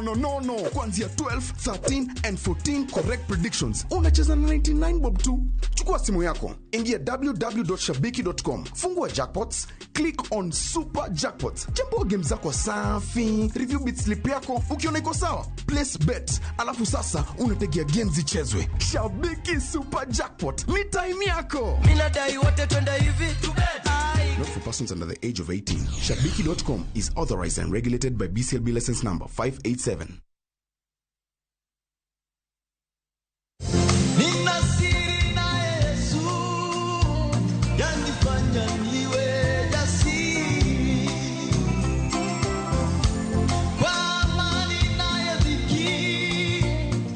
Kupata wimbo huu kama sikiza tune yako, bonyeza *811 *382#. God bless you.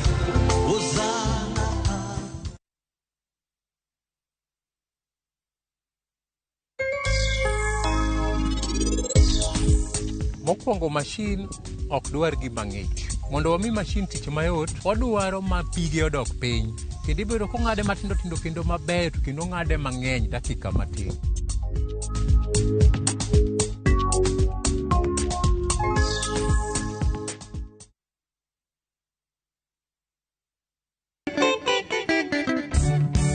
Benga oken benga ka ukiluongo nying Dr. Osito Kale. E gwenge mag Mabenju, ei Asembo, Ramogi TV olimo jabenga marahuma Dr. Osito Kale mar Nabii King. Kapo pod watugo tuk kalongo kana winjo thumbe wuonwa ne biro ga gi thum gramophone. Omiyo wasigande mopondo madibed ni ji ok ong'eyo maber. Koro ka beti osetho otieko higni 5 Anjeli bendo tho. Bende oketonwa e ler e wi jongolo manokalo e lwete. Mokwongo to maro mondi atimo ne mos kabisa. To mare no ochalo ng'ama osewacho no chalo ng'ama olwero bada konche. Tudri gi Solomon Atito Kafaya tich abishni e chenro mar ng'ejo thumbewa e Ramogi TV.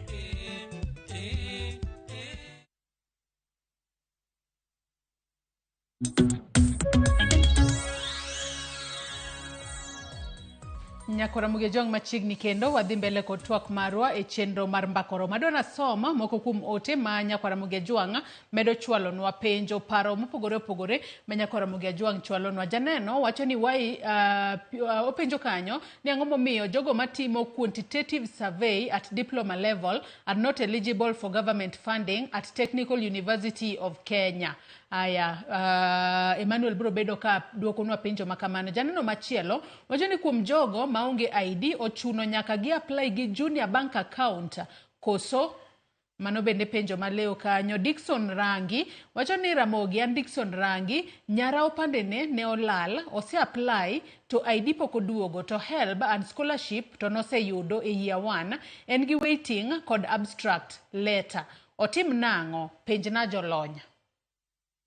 David Orua wacho nan David Orua kawuok Rabuor Kisumu an gi penjo niya ne a apply KUPS to ne oluonga mana e private university be gidhi konya kaka jo public mano penjo maber ahinya. Natalia wacho ni an Natalia kaya Migori kawuok Kesna.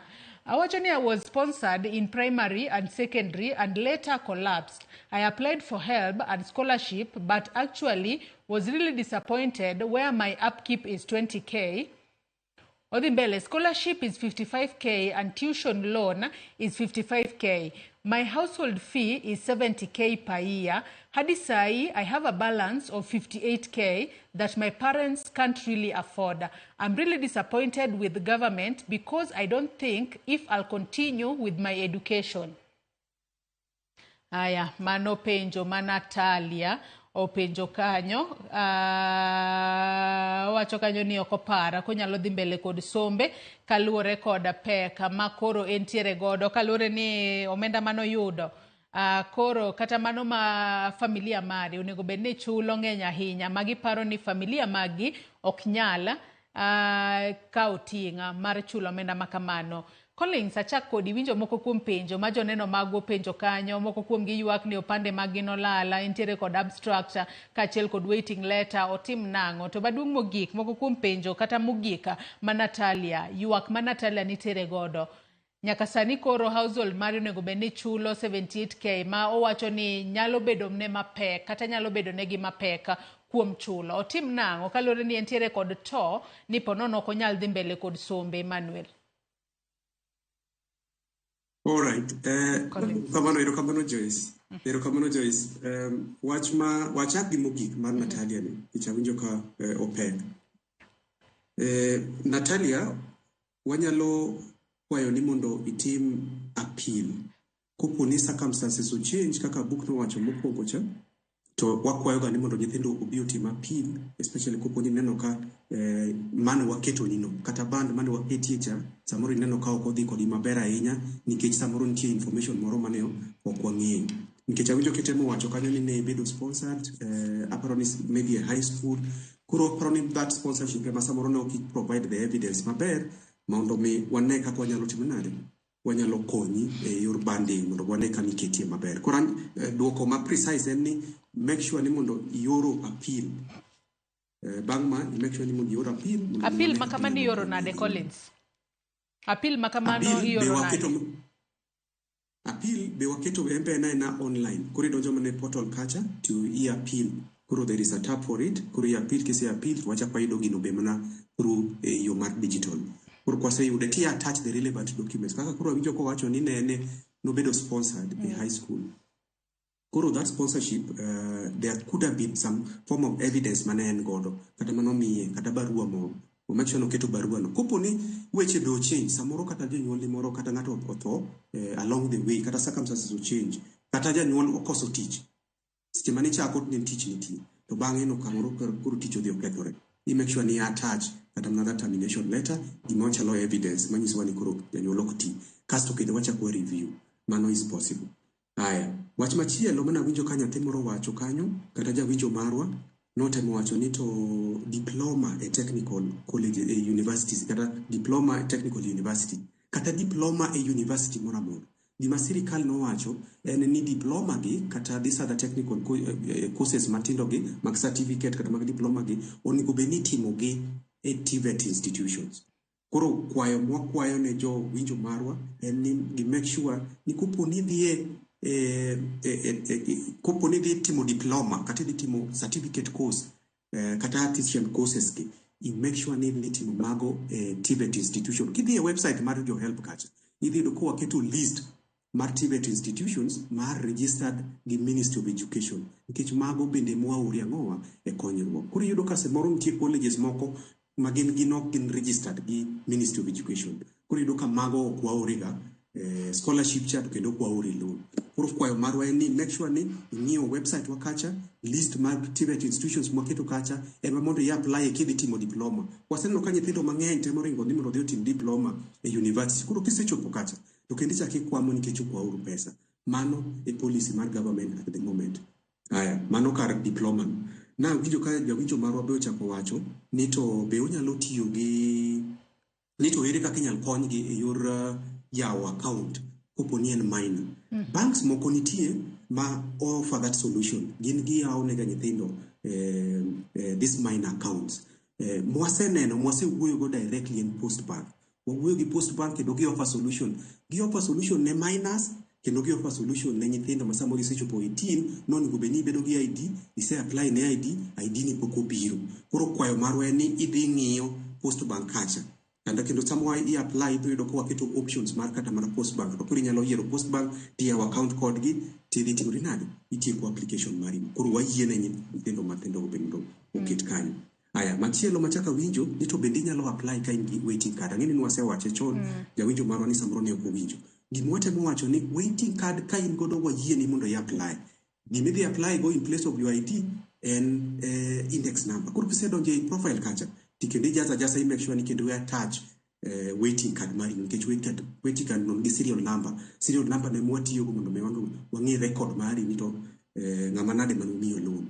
Aya, chaka winjo kanyo Joyce ka jawinjo marwa moro temo penjo ni to weche mag private university funding ni to gichalo nade. Ang'eni ni wawache chon to wachaka ler ni jawinjo marwa ni private universities gimatimore ni wamiyo ji loan. Scholarship onge nitie private kaka sirikal okede sani, lakini loan wamiyi nyaka 60%. Kuri apply ne loan wamiyi nyaka 60%.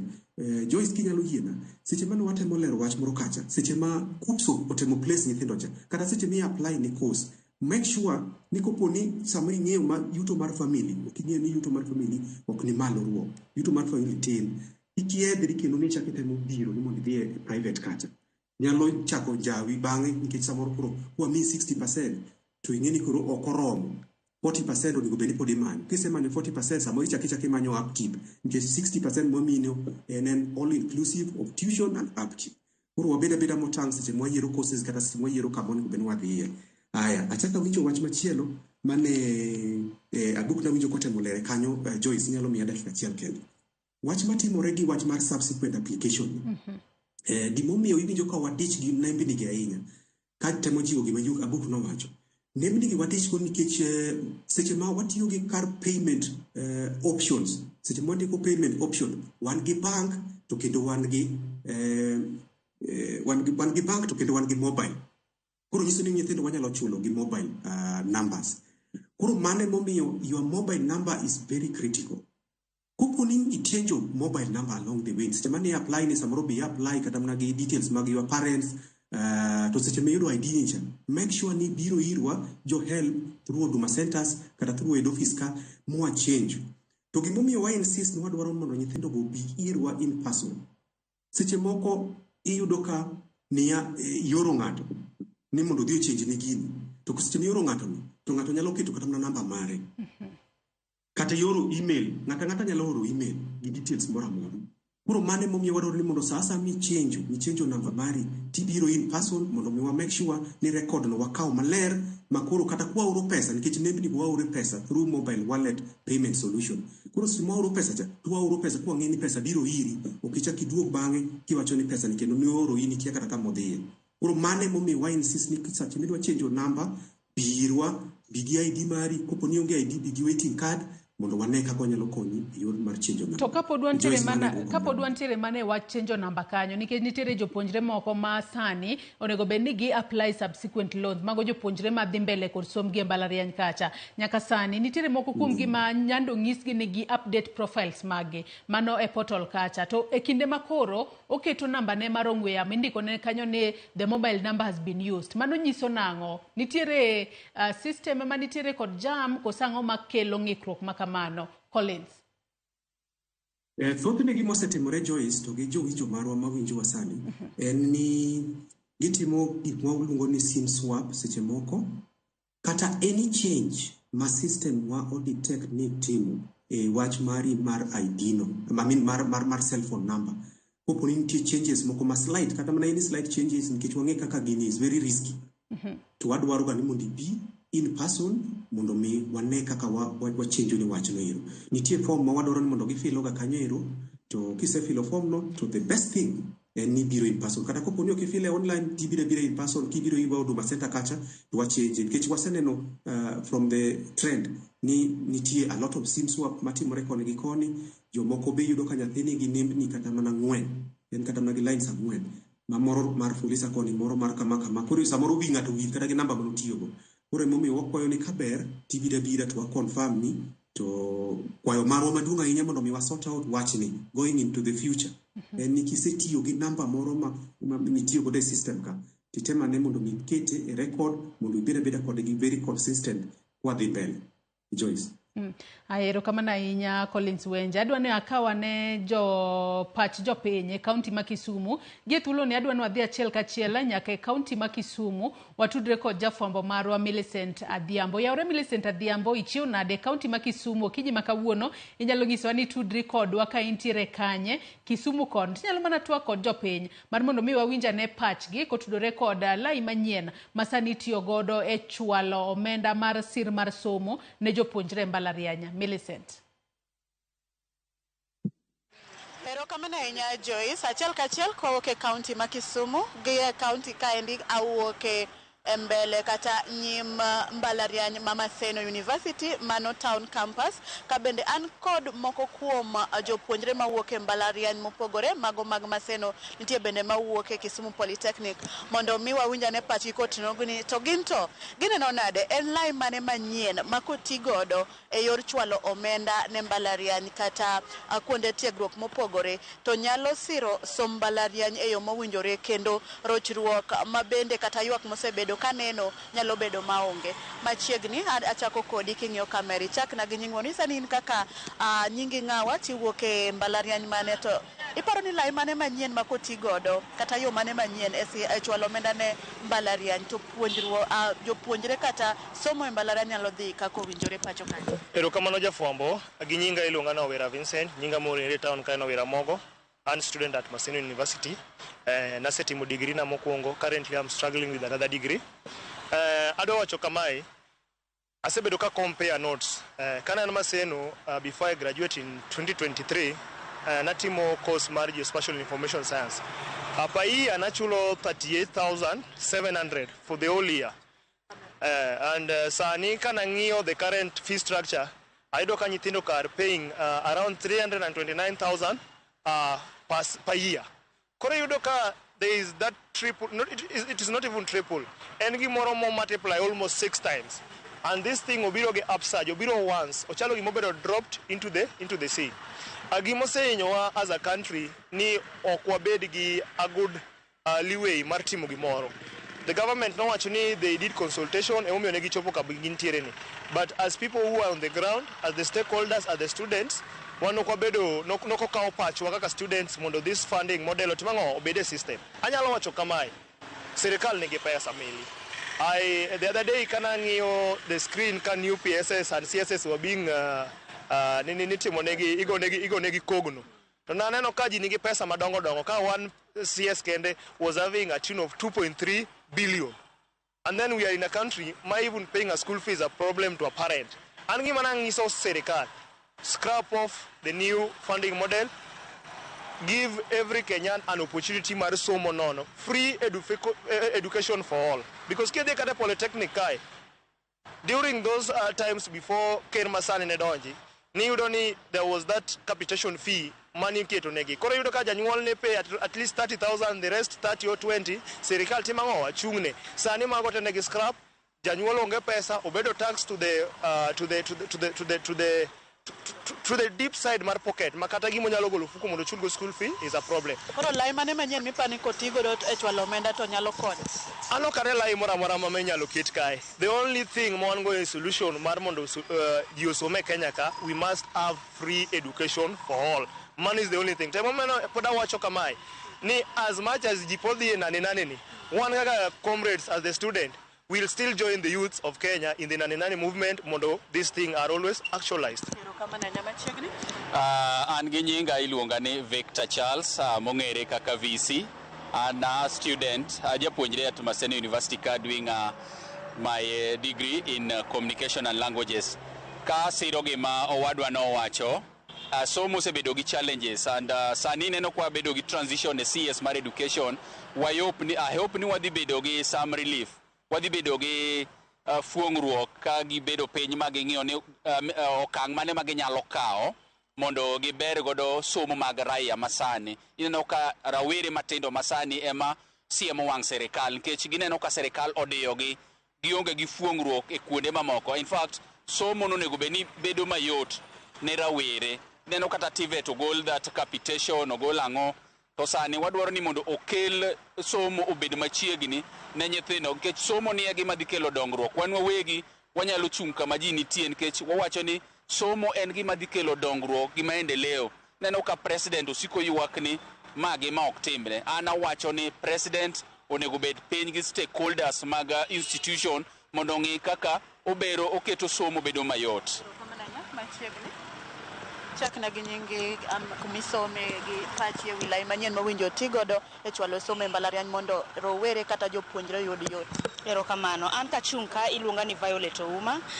E wach siro somo mar mbalariany anyalo wacho niya, sirikal onego sir somo mar mbalariany nikech chon ka ne ng'ato dwa apply help ne tich mayot ahinya.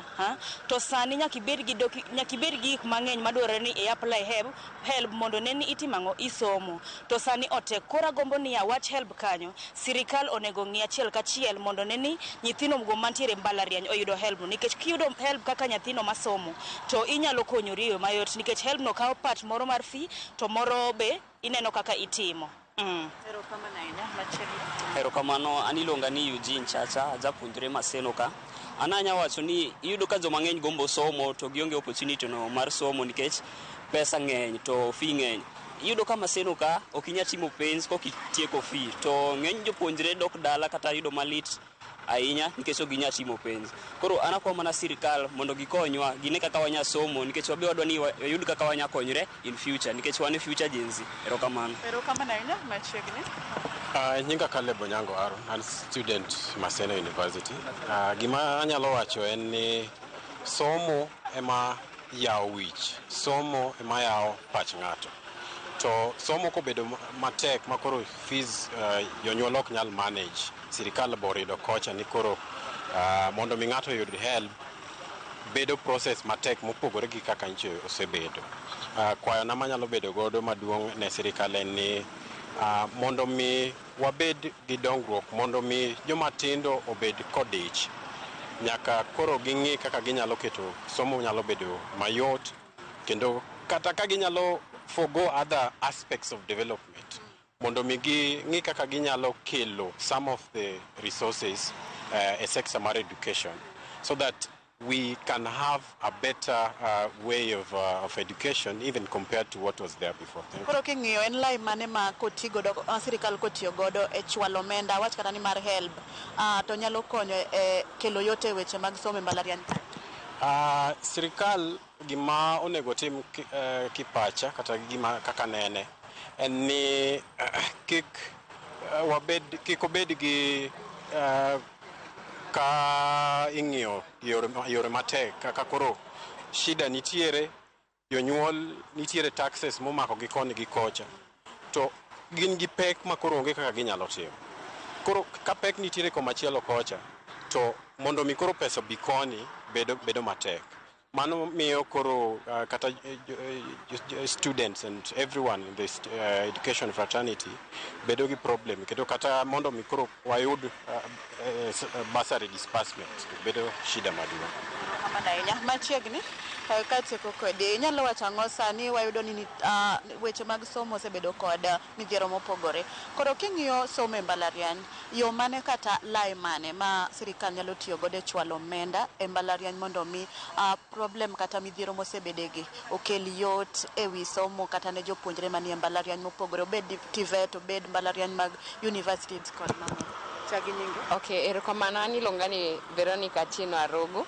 To kawuoyo kaka one of the students ma bende somo e mbalariany ma pacho kae, en ni kawang'iyo kaka wach chwalo omenda mar mbalariany osebedo ka bedo, wayudo ni osebedo gi challenges moko mang'eny. Kwang'iyo ni kata an sani Huduma Center loso wechega moko mag help, to waneno ka gitemo wacho ni first years ma last year no apply ka gitiyo gi index number, ok dhi apply subsequent loan ka gidhi rito nyaka giyud ID.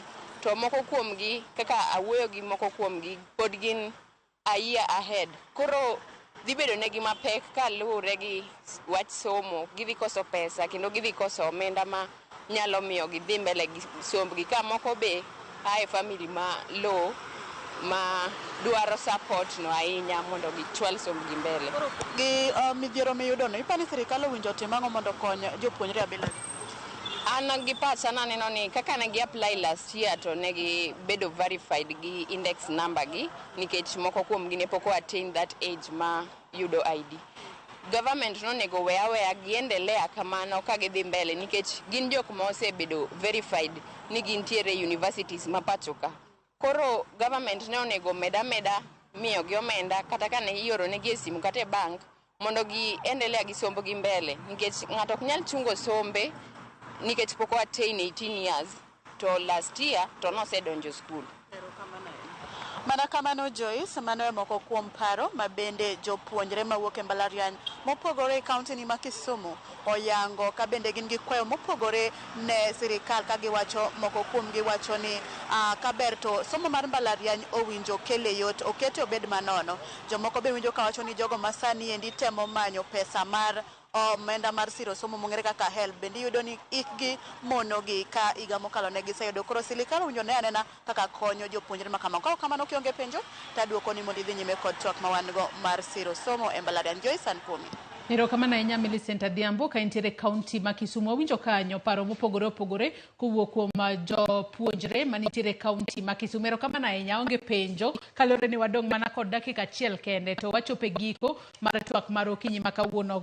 Emanuela, geno ni winjo moko kuom ng'ora ma jopuonjre nitiere godo e kaunti ma Kisumu. To maduong'a mano manyalo wacho no mako wang'a ni nitiere nyithindo moko mane ka gi apply loan mokwongo ne gitiyo kod, wanyalo wacho ne birth certificate number kata gitiyo kod waiting card, to sani koro kipande magi oseduogo. Gitim nang'o mar mondo mi gidhi mbele kod yudo loan makamano, kalure nodong' mana nochor nyime thuolo mar application nyaka tarik 15, to jopuonjre ma pok ochwalo kwayo bende thoth. Gitim nang'o mar mondo mi gimed yudo omenda makamano? Kaachiel kod wach ni mogik, ami mana dakika achiel kende, Emmanuel. Summarize apani a lot of negative news okoka ma is misinforming oganda wa ma luo. Joma onge ID nyalo can still apply. Main problem mag subsequent applicants is SIM swap. Kendo SIM swap no is a major challenge kodwa nikech idhi yudo ni kaka Collins no se leronwa kanyo, iyudo nyathi achiel ngi 4 SIM cards to kia namba mane mano register go. Koro mago are main issues. Lakini watch ID angogi nika mago are just negative news to the society. Somebody feels that any negative news spread faster than a positive news. It's so unfortunate. Iwinjo maber kaka nyithindo go wacho ni fee omedi ma fee no komedi nikech of the negative news, all it will be taken as negative. Lakini asante sana kwa miwa thuolo ni mondo alerne jopiny kaka school fees ni is a beneficiary to them and how the government plans better for them. Erokamano ahinya. Yes, joma. Thuolo marwe morumo, okay, Emmanuel. Erokamano ahinya Emmanuel Abuka kuom kawo thuolo mari mar mondo mi bi bed kodwa e twak. Collins Wenje, wach ni mogik mana mapiyo piyo kwa tieko. Erokamano Joyce, wach na mogik en ni adwa ni mondo anyis oganda wa nyikwa Ramogi Ajwang' ni kamoro amora ma intie, ka in gi nyathi madhi sikul kata ka in e nyathi madhi sikul, madhi e mbalariany kata madhi e TVET, wuogi mondo idhi apply. Idhi apply kendo kidhi apply tidonje e website mar jo Higher Education Loans Board, inyalo donje website mar jo Universities Fund, inyalo donjo kendo e website mwa create kanyo miluongo ni www.hef.co.ke. Kisedonjo kanyo, nitie a lot of information midwaro mondo mi itiek application mari. Koro make sure ni apply. Aseneno trend moro matin kanyo ero Joyce mar joge wasiko yudo ka ji temo apply samoro ng'ato luor ni scholarship ten wach mane. Scholarship en pesa mag sirikal ochiwo manono, en ok chule. Koro scholarship ma mondo ichak go kiki dhi e loan kapok itik scholarship. Koro kopo ni ng'eni yuto tin, tichaki medo gi karwa mar loan no, ti make sure ni tieko application ni maber mondo mi yud konyruok. Erokamano ahinya.